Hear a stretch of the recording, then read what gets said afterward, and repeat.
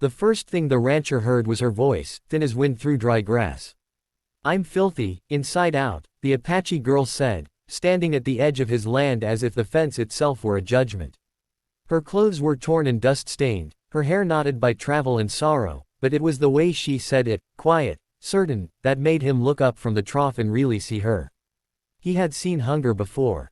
He had seen fear. What he had never seen was someone already convinced she was beyond saving. The rancher set his bucket down and wiped his hands on his jeans.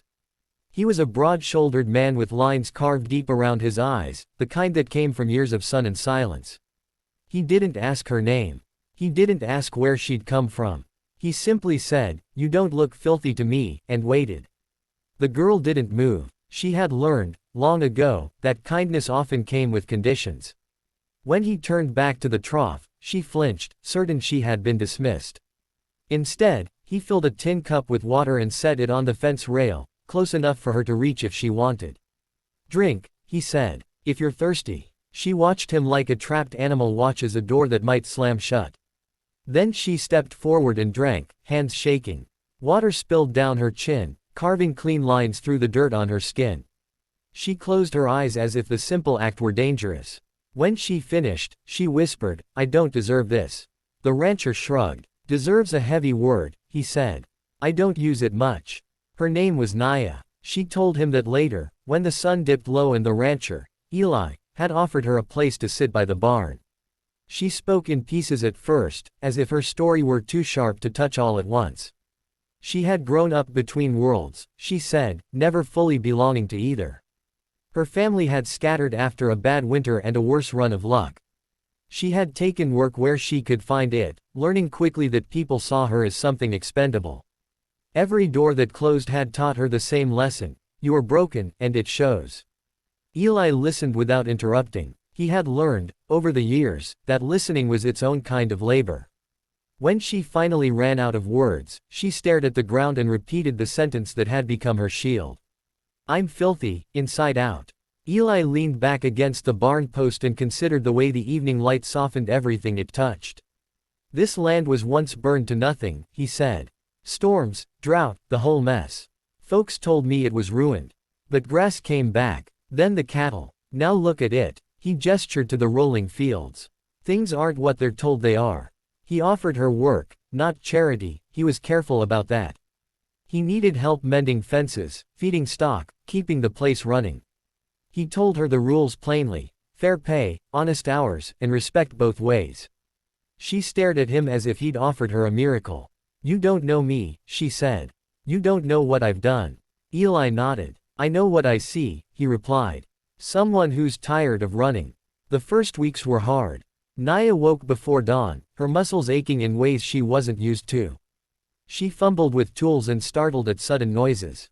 When she made mistakes, she waited for anger that never came. Eli corrected her calmly, showed her again, and moved on. At night, she slept in the small room above the tack shed, the smell of leather and hay grounding her in something solid. Still, the words followed her like a shadow. Filthy. Inside out. One afternoon, a storm rolled in fast and fierce. The wind tore at the fences they had just repaired, and rain turned the ground slick. When a calf slipped and cried out, Naya ran without thinking, hauling herself through the mud to steady it. She fell hard, scraping her hands raw, but she didn't stop until the calf was safe. Eli found her there, breathless and shaking. "You okay?" he asked. She nodded, then laughed, a short, surprised sound. "Guess I forgot to be afraid," she said. He smiled, just a little. "Happens when you're doing something that matters." The challenges didn't vanish. Some neighbors eyed her with suspicion. Old rumors traveled faster than truth, and more than once Naya heard whispers when she went into town. The old shame flared, hot and familiar. One evening, she told Eli she was thinking of leaving before she caused trouble. He set his coffee down and met her gaze. "You didn't come here to hide," he said. "And I didn't bring you on to lose you to other people's fears."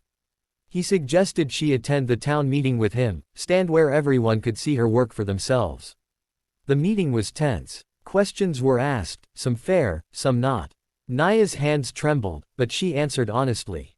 She spoke of the fences she'd fixed, the animals she'd helped, the hours she'd kept. She didn't beg. She didn't apologize for existing. When she finished, the room was quiet. An older woman stood and said she'd seen Naya pull that calf from the mud. A ranch hand nodded, admitting she'd worked harder than most. One by one, the weight lifted. Not everyone changed their mind, but enough did. On the walk home, Naya felt lighter than she had in years. Winter came, and with it a test that could have broken her. A deep freeze threatened the herd, and Eli fell ill, feverish and weak. Naya took over, organizing feed, breaking ice, keeping watch through long, bitter nights. She sang softly to the animals, songs her grandmother had taught her, melodies that spoke of endurance and return. When Eli finally recovered, he found the ranch standing strong. "You saved it," he said. She shook her head. "We did," she replied, and for the first time, she believed it. Spring brought new growth. Flowers dotted the fields where there had been only dirt. Naya planted a small garden behind the shed, working the soil with care. As she watched green shoots push through the earth, she thought of herself and felt a strange tenderness. One evening, she confessed to Eli that the old words still surfaced sometimes. He handed her a seedling and said, "Then plant something every time they do. Give the ground a chance to answer back." The day Naya received her first steady paycheck, she cried. Not because of the money, but because it represented something she'd never had, trust earned, not demanded. She sent a portion to a distant aunt, mending a bridge she'd thought burned forever.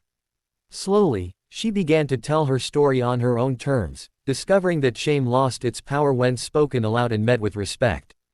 A year passed. The girl who had arrived at the fence scarcely recognized herself. Her hands were strong now, her posture sure. She laughed more easily, argued when she disagreed, rested when she was tired. On the anniversary of her arrival, she stood where she had first spoken those words. Eli joined her, following her gaze across the land. "I was wrong," she said softly. "I wasn't filthy. I was wounded." Eli nodded. "And wounds heal," he said. "Especially when you stop calling them names." Naya stayed. Not because she had nowhere else to go, but because she chose to. She learned to manage the books, to lead crews, to speak up in meetings. One day, she bought a small plot of land nearby, planning a place of her own. The rancher watched her with quiet pride, knowing his part had been simple, to see her as she was, not as the world had tried to make her. The story of the Apache girl and the rancher traveled farther than either of them expected. People spoke of second chances and unlikely kindness. But Naya knew the truth was deeper than that. Change didn't come from a single good deed.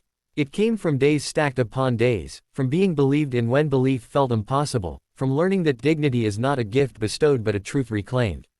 On a warm evening, as the sun set the fields aflame with gold, Naya stood with dirt under her nails and peace in her chest. She whispered the old words one last time, not as a curse but as a farewell.